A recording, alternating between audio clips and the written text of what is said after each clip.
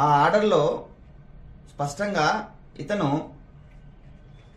పెన్షన్దారుడిగా eligible అయ్యాడు, మీరు అన్యాయంగా రెవెన్యూ డిపార్ట్మెంట్ కావాలని కుట్రతో ఏదైతే ఈయనకున్న 2 ఎకరాల సెంట్లోని భూమిని 4 ఎకరాల పైబడి వెబ్లాండ్లో మార్చి ఇతనికి పెన్షన్ రాకుండా చేయడం జరిగింది.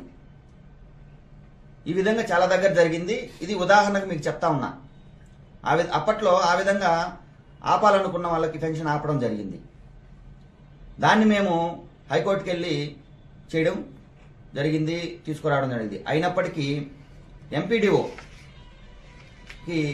అలాగే పంచాయతీరాజ్ శాఖ సెక్రటరీకి, అలాగే కలెక్టర్ గారికి అందరికీ కూడా హైకోర్టు నుంచి ఆర్డర్స్ పాస్ అయ్యాయి ఆయనకి ఇవ్వమని. కానీ అప్పటి నుంచి